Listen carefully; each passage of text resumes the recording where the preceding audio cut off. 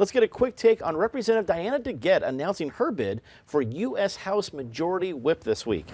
Patty Calhoun from Westward, I believe if I'm doing my math right, Diana DeGette was just elected to her 12th term as the representative from CD1. Going for Majority Whip, is this a good move for her? Why not? What else does she have to do? She's been there forever. It looks like she's not going anywhere unless she decides she's going somewhere else. She's been a deputy whip, and it's a perfect opportunity for her. David Kopel from the Independence Institute and DU Law School. Do you think this is a good role for DeGette? I don't know enough about the interactions of, I know kind of what a whip does, but for other folks, they hear the idea of majority whip, they know that's part of the leadership. Is this a good role for Diana DeGette to do in the U.S. House? Oh, absolutely. And she's had been in when she was in the Colorado State House, she was also in the leadership. I will confess my bias. She got her start in politics 30 years ago as my dad's campaign treasurer in his state house campaign, and she helped raise thousands of dollars, which was like pocket change for modern races, but was a lot at the time. She's been chief deputy whip. The whip's job is to, when there's some big vote and you need party unity on that, the whip is the one who's in charge of convincing the undecided or hesitant members of the party to come along. So she has good personality skills. She's been chief deputy whip already, and in Congress there are sort of two paths to power. One is the committee side, and she's been on Commerce, and so, but instead of like aiming to become chairman of the Commerce Committee, she's going for the leadership side.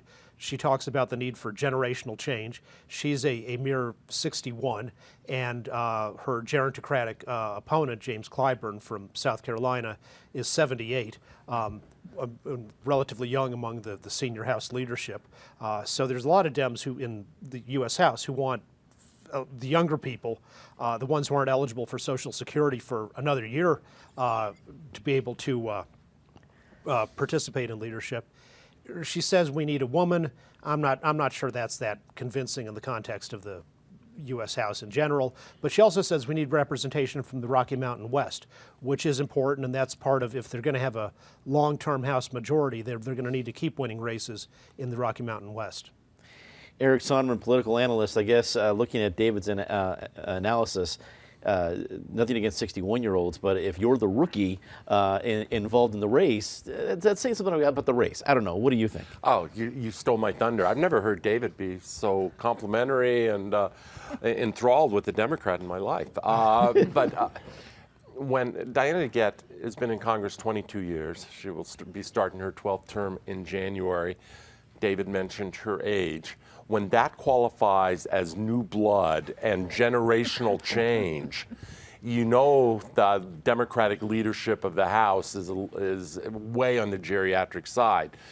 Good for Diana. I think the odds are stacked against her unless there's some shuffling of the deck where Clyburn is able to move up and vacate it. But I'm not sure I see, given the power of the Congressional Black Caucus and given Clyburn's tenure there, that she's able to beat Clyburn. If she proves me wrong, more power to her. I think we're bearing the lead here. The real lead in terms of the House leadership elections relates to another Colorado representative, that being Ed Perlmutter, who is the head of a gang, I don't know if they're calling themselves the gang or whatever, of 10 Democratic congresspeople who are publicly saying they will not vote for Nancy Pelosi on the floor.